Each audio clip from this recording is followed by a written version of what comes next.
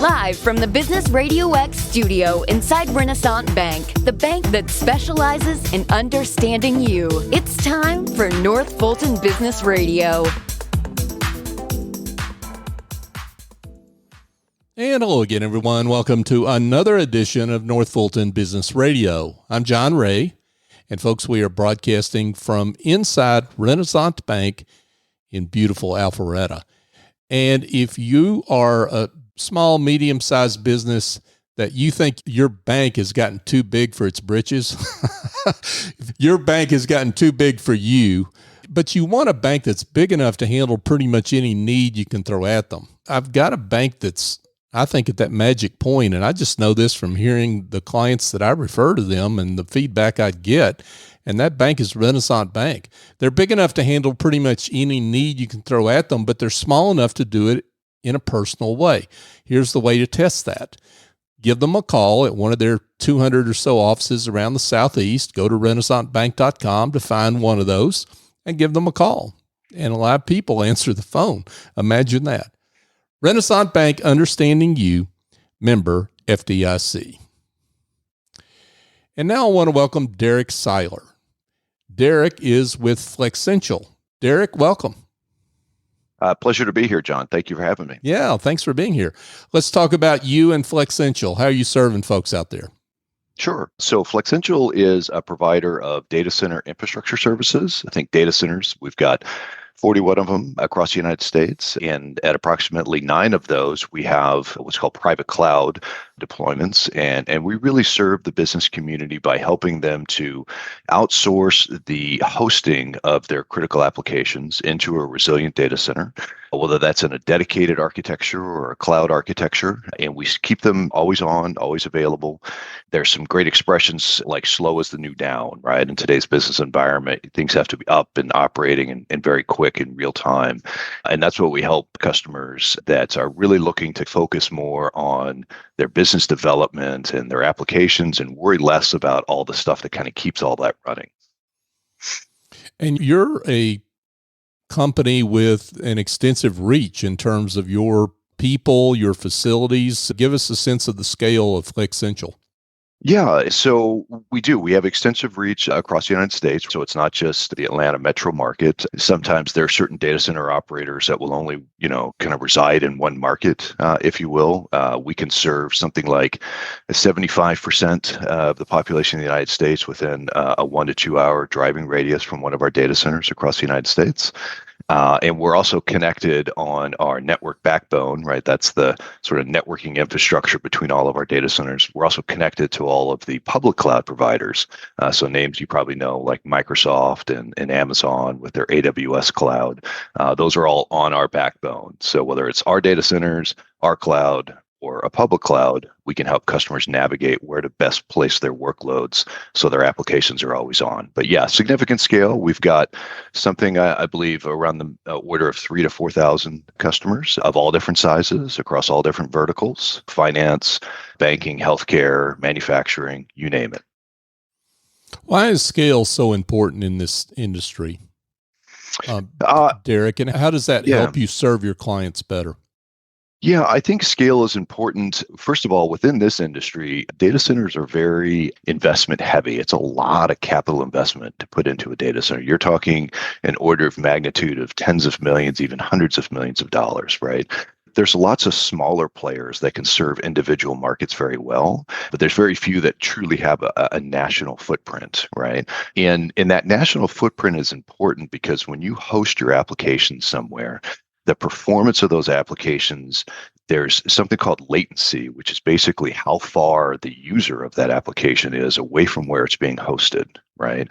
And that's important because a lot of companies that we host within our environment or on our platform, as we say, will have multiple instances of their workloads across the country. So that performance experience for the users, right? Whether that's their customers, whether that's their employees, that it's real time, right? If you're having to go across the country, or even around the world in order to access where your applications are doing processing, then your experience around that is going to be degraded. So, Derek, just to clarify, do you work directly with small, medium-sized business, or businesses of any size for that matter? Or are you really the backbone for other managed services providers, and they're basically offering your data management services through their wrapper, shall we say? Sure. No, it's a great question. It's a little bit of both, Okay. but I'll break that down for you. So we have an ideal customer profile, what we call our ICP, right? And that's a customer that might have revenues from a couple $100 million up to 5 billion or so in annualized revenues, right? They might have a few hundred employees up to 4,000 or 5,000, for example. That would be a classic mid-market customer and right in the sweet spot for us. But however, on our floor, we also have Fortune 50 finance organizations, some of the largest healthcare organizations in the world. So we're not really limited to the kind of customers that we can service, right? And we also are a platform that other providers will use our infrastructure in order to provide their application services to their customers. It's something called SaaS, or software as a service, right? A lot of software now is delivered in this sort of bite-sized consumption model where you're basically just using it and then shutting it off, right? And you're not buying a full license for it. You're just kind of test driving the car, if you will, for as long as you need it, right? And a lot of those SaaS providers will use our infrastructure to deliver. But really at the core of your question, what's the average customer look like for us? It's a customer that has certain assets in the cloud, has certain assets on servers that they own, and they really need a platform that's ideal for both of those. And that's fortunately for us, in terms of a target-rich environment, that's 75% of the customers out there, right? They're trying to figure out, how do I fully embrace all of the efficiencies of a cloud model for supporting my applications? Derek Siler, folks, with Flexential, has joined us on this edition of North Fulton Business Radio. Derek, I want to ask a deceptively simple question that the answer to which is not simple. Let's talk about what the cloud is, because business owners, they hear this term and they don't know whether this is, some of them may not even know whether this is real or some fantasy, right? Yeah. And the complexity that's involved behind that word. Sure. Yeah, I heard a great expression once to get at really the core of what you just asked, right? And it was funny and insightful at the same time. It said, there is no cloud. It's just someone else's computer. Right. That's basically all it is, right? It's just someone else's computer. It's a bunch of servers that are virtualized so that you can use it as a pool of resources, right? A pool of computing resources or a pool of storage resources. So you don't have to keep all those resources on site. Or in cloud, it tends to be used in a lot of different ways, right? Sometimes cloud is the actual application itself, right? Where that's that SaaS model I was talking about before. Sometimes cloud is just the infrastructure, and then there's a dedicated application running on top of that. And there's a bunch of different flavors of cloud too. It's one of those terms that tends to get spread a little bit. But I think a good way to think about it is, at the end of the day, every cloud is a data center, right? So if you take, again, I'll go back to something most people know, like AWS or Amazon, right? They have what's called availability zones. And one of their availability zones in the Northeast it's a physical data center. So when you're on the cloud, you're interacting with a server that's residing in some physical data center somewhere. Okay, so let's go back to data centers. And you talked about the number that you have across the country. And here in the Atlanta area, folks, just so you know, I think we've got Alpharetta and Douglasville. You've got a big campus that you're really putting a lot of resources into. And then I think Norcross as well. Do I have that right? Okay. You do. Okay. Why is it important to have multiple data centers across the country? The benefits to customers for that, as opposed to a smaller company that just has one. Why is that so valuable? Sure. Boy, there's a lot of ways I can slice that, and I'll just go through a couple. One is, nobody really wants to be in the data center business anymore, right? So let's say you're running your own company and you've got your proprietary applications, right? Stuff that you're developing internally that generates revenue for you, right? You have your off-the-shelf applications like your Microsoft suite that runs your business and your employees' productivity, right? It's really inefficient to run your own data center. Folks like us that do this for a living can run it very efficiently from a power consumption perspective, from a cooling perspective, right? If you go into a data center sometime, It's an interesting tour just because you see the physicality of it, right? Servers run hot. They send off a lot of heat.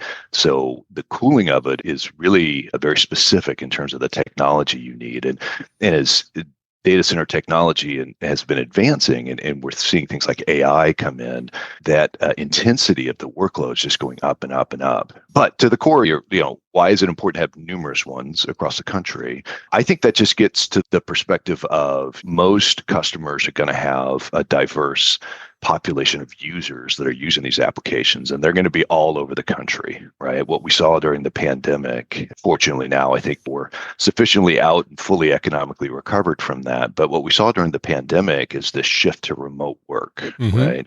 And the networks held, the cloud held, right? We didn't really see any dip in like business productivity necessarily, right? During the pandemic, as we shifted from this in-office work model to this remote work model, right? And that's because of cloud. And again, every cloud is a data center. So it's important to have data centers everywhere because you need to have those workloads close to the users that are consuming it. So we've crossed that threshold now. It doesn't really matter where you work. You could be in remote Idaho, or you could be in downtown New York City, and your connectivity hopefully is going to be relatively equivalent, and you'll be able to be just as productive. So I'm assuming that there's a security aspect to this as well, that you're with multiple centers, there's security issues, and there's also backup, right? That in case you have some issue at one center, you've got backup and availability. So it really helps the uptime, as it were, that you're able to offer your clients. Is that a fair assumption? That's a fair assumption. Yeah. Security is usually, if it's not the number one, it's the number two driving priority of every CIO or CTO, right? Like a chief information officer, a chief technical officer, whoever's in charge of the technology landscape of an organization. Security is going to be one of their paramount concerns, right? We're able to build this in to our platform at a variety of different levels at Flexential, right? The network services that customers would access, servers that are hosted in our data centers, those are protected against DDoS attacks, for example, which is like basically a flood of servers trying to swarm a network and take it down. We have a variety of managed security services that can protect the servers, whether they're in our data center, whether they're in the public cloud. That's a massive consideration. And then there's just the physicality part of security, right? What's important when anybody's choosing a service provider to maybe outsource their applications to, do they have professional services, for example, like consulting services within their organization?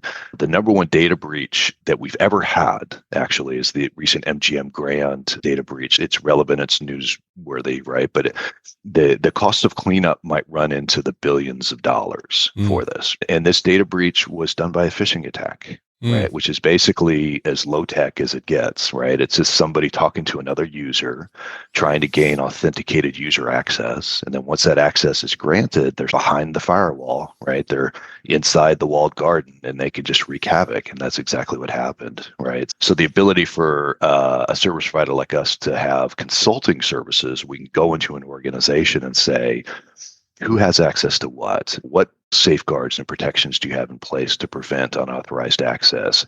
Do you run mock drills around this? Do you know who to notify and how and why in the event of a cyber attack? Those are all like extra value-added stuff you can do to augment, right? Because the bad actors are not wasting a minute either, right? They're constantly thinking about new ways to, to get at sensitive data and to hold it for ransom.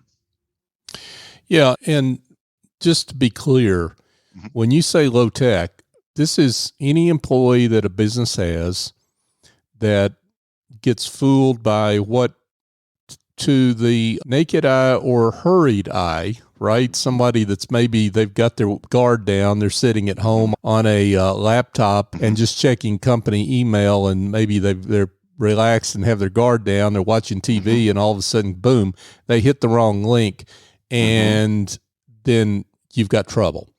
Exactly. I mean, yeah. So so we're really getting at the I guess the enemy is you in a way, right? That you've got to look in the mirror as a business and understand what it is you need to do to train your employees and keep them abreast of what the possibilities for fraud and phishing attacks and security breaches can be, right? Oh, for sure. Yeah, I'll give you an example. Chris Downey is our CEO, right? Brilliant guy. Not just saying that for kudos, very smart guy. And there was a recent announcement by our own internal security department that said it was a malicious phishing email that came out, but it was an email that looked kind of official, right? From Chris Downey. When the CEO asks for a meeting, you generally say yes. Right. And it wanted you to click on a link. And obviously, if we clicked on that link, they might have asked for some piece of additional information like your password or your user ID or your credentials. And the next thing you know, you've let some sort of malicious piece of software or a bad actor into your environment to potentially wreak havoc. So they're always looking to try to do that. And there's a whole sort of cottage industry that's developed around that to prepare companies to defend against it. Because like I mentioned, the single most significant one from a cost of cleanup perspective was just that, was a phishing attack, right? Bots have their bot attacks are difficult. Those DDoS and network flood attacks are difficult. But a lot of times it's just malicious bad actors that are trying to target somebody that might not necessarily know their company's security protocols, or maybe the company hasn't invested in things like single sign-on or multi-factor authentication, right? If you go now to your bank, for example, and you log into the online portal, it's very common now to get, hey, I'm going to send you a code in a text, right? And it's like a 6-digit code, just because here's the phone number I have on file for you, right? The computer's doing all of this, but here's the phone number I have on file for you, John. I'm going to make sure you're John. And so I'm going to send you this 6-digit code, type it in, or I won't even let you in. So that's called multi-factor authentication. And we obviously encourage through some of these managed services customers to take that sort of holistic approach to their security. Derek Siler is with us, folks, with Flexential. So, Derek, I want to shift gears here a little bit and talk about just, first of all, how a company ought to think about their data management needs as it relates to their scalability. Because, take it, you're an advocate for bringing data management to the strategy table, as it were, for all companies if they're looking to scale their business, and talk about the role Flexential plays in that for a company. Sure.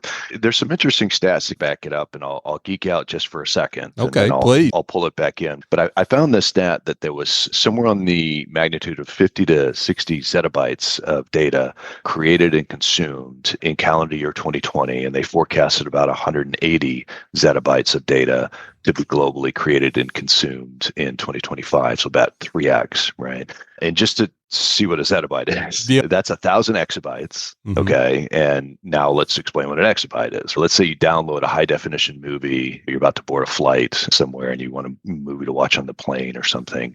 That'd be about 11 million of those movies. Wow. So that's an exabyte, right? 1,000 of those is a zettabyte, and we created 64 of those globally in 2020, and we're going to do 180 of that. We're basically at the point where we're creating more data every year than has ever been created in the history of information technology in the prior years to that. So we're at that point of data sprawl and data growth and explosive data demand.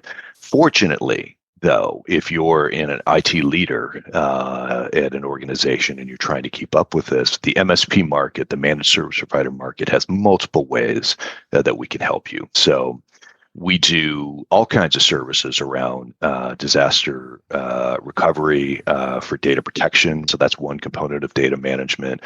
We can do backup as a service for clients. That's taken that sort of back-end operation of fully backing up their environment for the purposes of restoring certain servers or files that may get corrupted or lost or whatever, right? And then we have within our architecture team, right, so my peers, we have the experience to help them create a very methodical approach to how they manage their data, right? So one thing a lot of customers may not realize, but if you're in the industry, you do. If a piece of data hasn't been accessed for 30 or more days, the likelihood of its being accessed again falls off a cliff, right? From the probability perspective, right? So for an MSP, archive that into something cheap and deep, right? So you're Right. keeping your data on your fastest flash and in your fastest storage for only a set period of time, and then you're offloading it basically to take advantage of the economies of scale. So it's that sort of thinking, right, in how you architect your data management practice that a service provider can help with, like a Flexential. So let's talk about AI, the buzz, Yeah. the favorite topic of the day. Yes. And probably for the next, frankly, and to be fair, for the next several years, probably Yeah. this will be, right? So Yes. talk about how you play into AI, and specifically even us lay people hear a lot about the capacity, data management capacity needs that AI creates. Talk about Flexential's role in AI. It's the capacity issues are pretty profound, right? I saw a stat once, and this is from our chief innovation officer, a man named Jason Carolyn. So he's on the C-suite, reports to Chris Downey, who I mentioned. He loves to go out and gives these sort of presentations, and I try to glom onto as many of them as I can, just soak it up like a sponge, because he's just next level brilliant, right? But he talked about the average Google search and how much energy is consumed. And then you move that over to ChatGPT and how much energy is consumed, right? It's something on the magnitude of 300 times. You're talking like 2, 3, 4x more energy consumption, right, to run an AI type workload, or GPU, that's the chip that runs on the servers that power these AI workloads, than a CPU, which is the standard computer chip that runs these non-AI workloads. So the power and capacity is amazing. Now, where Flexential plays in that is we have AI-ready data centers, meaning that we can actually host these workloads, we can power them, and most importantly, we can cool them, right? Because there's all these other kind of different technologies now that are being used on these workloads, where it's not just air cooled anymore.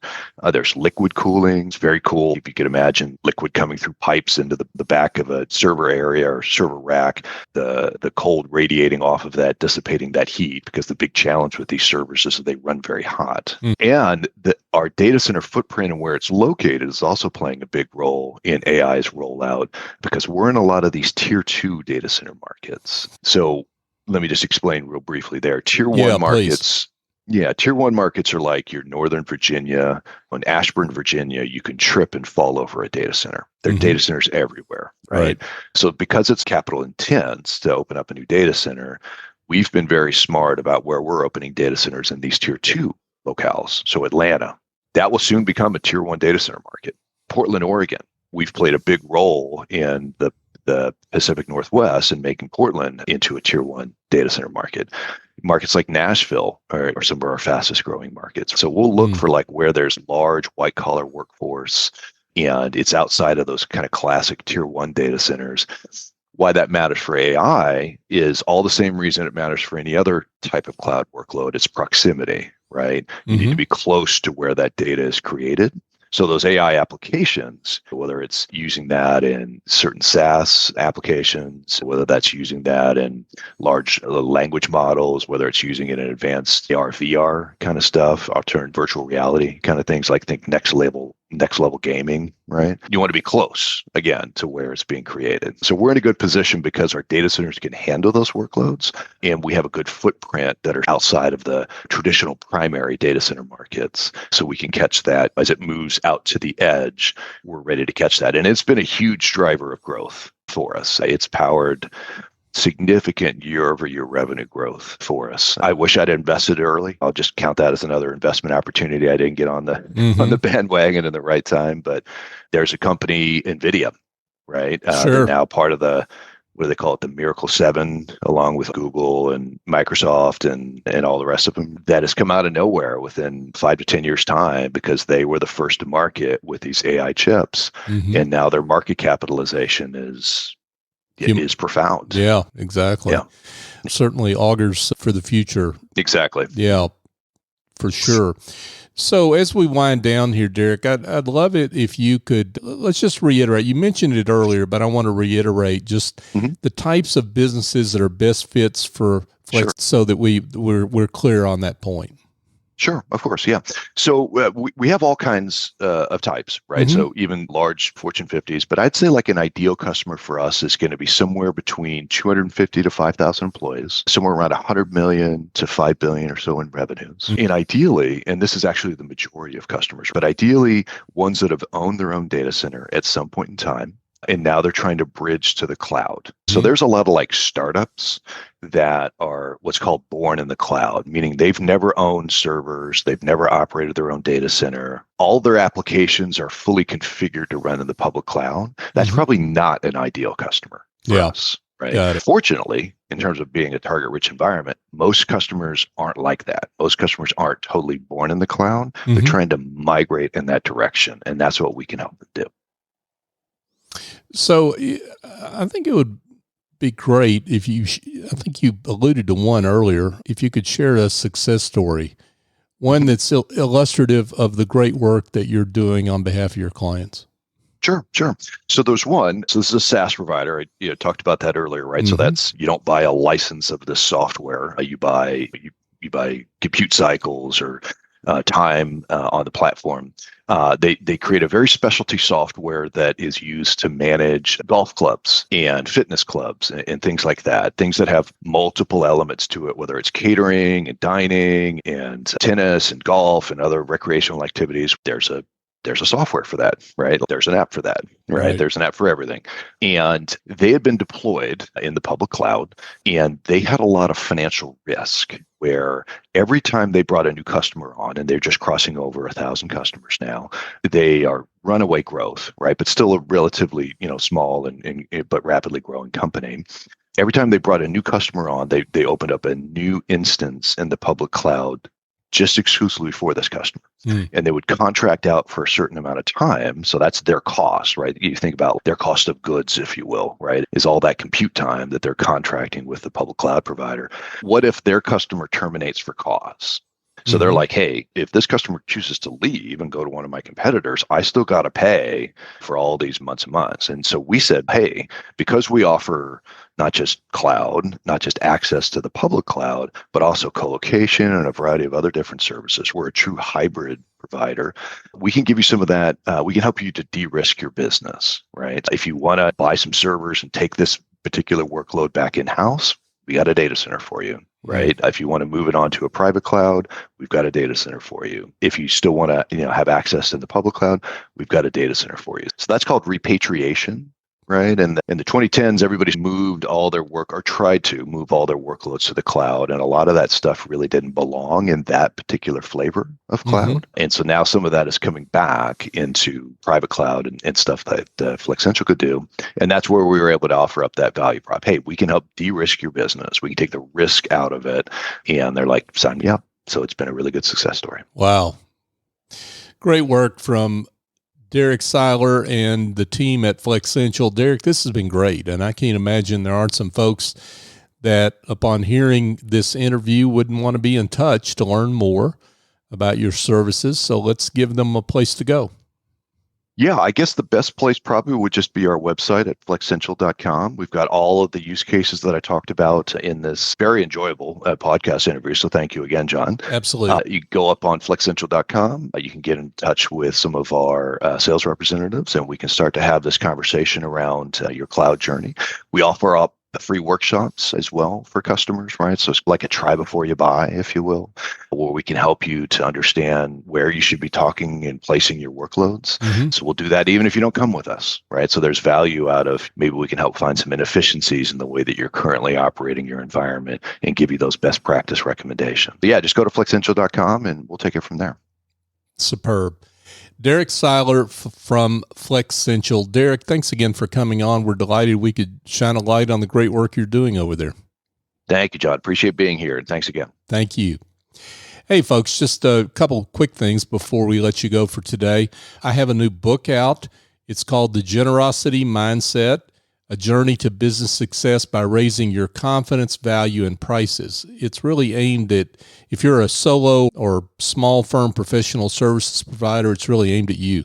So You can check out the book at thegenerositymindset.com, or as the old saying goes, wherever fine books are sold, you'll be able to find the book and learn more. And I just want to thank our listeners. You are fabulous. We've just passed show number 750 of North Fulton Business Radio, and we've only gotten this far because of you. Because you continue to support the show, you share the show, you like us on social media, and we're here to shine the light on others, and you help shine the light on us, and we're grateful for that. But what you're really doing is sharing the great work of all our guests, like Derek and the other some 1,200 guests we've had over the years, and we appreciate you for doing that. Business does not have a place to tell its story in major media, and we're here to tell that story because it's a great story to tell. So thank you for helping us continue to be the voice of business in the North Fulton region and beyond. We're grateful to you. So for my guest, Derek Siler, I'm John Ray. Join us next time here on North Fulton Business Radio.